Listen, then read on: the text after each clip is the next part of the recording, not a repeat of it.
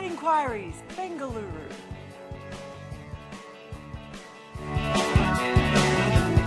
Who's been practicing? Yes, I've been told, so I got a tip-off yesterday that this is what I'm supposed to do. Suresh asks, how do you rate that ripping first session?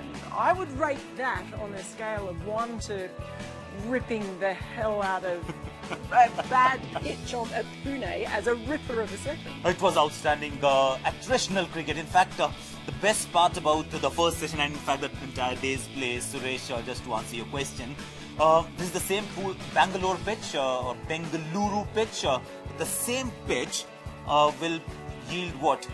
450 runs in 40 overs come the IPL 1.5 months later. But today we saw, I think, 190 odd runs in the entire day's play, and that made it very, very exciting. So I think India needed to come out with a lot of purpose and intent, and that was visible. Yeah, I think the big difference today was that the India bowlers and in the field, they came out looking like they really wanted to be in the contest. The energy in the field, clapping, talking, the way that the bowlers came in, they really looked like the first time I've really seen them with that much sort of focus, I guess, and looked like they really wanted to come out here and belt them. That's what I've wanted from the bat as well. It hasn't happened thus far. They were slightly lackluster in the first game in Pune, but in Bengaluru they were spot on. Not with the bat, but with the ball. First couple of sessions I thought was the stuff that has made them the world's best test side, at least. That's what the ICC test rankings are saying. Matthew Beggs asks, did Ravi Jadeja kill Kohli's dog last night? And Jayashree asks, can anyone decode Kohli's bowling changes? Okay, so firstly, do you actually know that he has a dog? I don't know. Well, he does it now because obviously Jadeja killed it. It's gone. Legit question there that what is Jadeja doing? Because he's bowled 16 overs in the entire innings. He went for 20. There was a 20 over gap, I think, there after he bowled 3 and the funny thing is, in those 16 or 17 overs, he's picked up 3 wickets. And on the other end, Ishant, Umesh and Ashwin have bowled, I think, about 88 overs between the 3 of them for 3 wickets. So it's slightly hard to decipher what happened there. I think the theory is if there are 2 southpaws at the crease, don't have the left-arm spinner. But then that should also apply to an off-spinner, which basically means that line should not have bowled at all. Basically, I think that means that no one has any idea. Avik asks, is Matt Renshaw of 2017 a more complete player than Hayden of 2011? And Aussie Kannadiga asks, doesn't Renshaw remind us of Cook when he first debuted in India? There's a lot of comparisons to both of them. I think some of it has to do with the stature, that he's a tall guy and obviously reminds everybody of Matthew Hayden. In fact, I told him today that Renshaw is poor man's Matthew Hayden. Oh! Slightly cool, I know. But the thing is, his reply was that I was not half as mature as Matt Renshaw is at 20. Renshaw reminds me actually of Hayden. He's using his height to great advantage, that long forward stride, a lot of confidence in his own defence, perhaps a little more than what the Indian counterparts have shown so far on this tour. I'm mightily impressed. So he's reminded me more of Hayden than of, say, Alistair Cook. Until we see an entire innings of Matt Renshaw nurdling one off his hip for a single, we won't really be able to compare him properly to Alistair Cook. He's a weird hybrid. Suresh asks, will people start liking Shaun Marsh after this innings? Are you aware of how much stick Shaun Marsh gets in Australia? I actually am not aware. I think both Marsh brothers must be getting a lot of it just because of his surname. But besides that, I'm not aware of why and how he gets so much.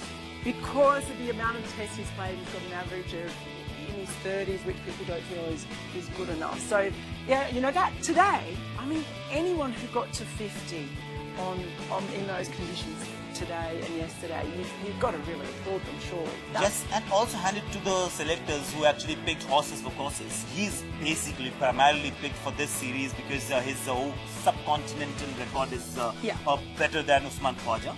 I think what works or goes against Shaun Marsh is that international cricket is ruthless for nervous starters. Yeah. And he has been one of those nervous starters at the early part of his innings. So a lot of ducks, I think, very high proportion of ducks as compared to anybody else who's played that number of games. I think that one thing goes against him, but today I thought he was good. Jayshree asks, why is Mitch Marsh being cruelly selected and put through this humiliation each time? What about his brother, though? What about his brother? Gets a single with two balls left, has 3 balls left. His brother gets a single, and he's out there, just come out. He gets the last 2 balls of the session before tea and gone. Where would you rather be? Would you want to be in the dressing room or in the middle taking that the ball that just went along the ground? How could he have played that better? No, he couldn't have. He couldn't have, so that's it. Then bow your head and go away. There was no chance, hope in hell for Mitchell Marsh to survive that ball. Basically, the gap for the ball to go through was that big, and it still managed to get through it. It defied the laws of physics. Rohit asks, are Ishant Sharma's Jim Carrey impersonations an effective strategy against the Aussie batsman? Jim Carrey impersonation. The way he was like the mask of India cricket. That was amazing. I didn't think anyone's features could actually contort quite like that. Yeah, except Jim Carrey. Yes, so on that one, absolutely spot on. But Jim Carrey does have the advantage of help from CGI. So this is Ishant Sharma 2.2. The initial Ishant Sharma that I know of was not as animated as he is now. If anybody can now, Ishant, this version of Ishant can do things that all of us thought that he was not capable of. He can, and if there is another remake of The Mask, then you know where to come, Hollywood. Asim asks, is this Australian side that good, or are they just playing out of their skin? Oh, for a change, actually, you must admit that Australians are better prepared for these conditions than Indians are. However bizarre that might sound, but the fact is that they went to Dubai. They played on ranked turners, expecting every ball to explode when they landed in India, and that's how it actually panned out in Pune. And Indians, on the contrary, they came on the heels of a high-scoring one-day and T20 series against England, a flatbed against Bangladesh, and I don't think they were prepared for what actually has just transpired in the last 5 days, or just the 5 days of this series thus far. So what you're basically saying is the Indian team needs to go to Dubai before playing at home in India. Correct. Does that make sense? Danny asks, Shane Watson, Stuart Broad and Virat Kohli all stay at the same hotel. Who gives the worst review?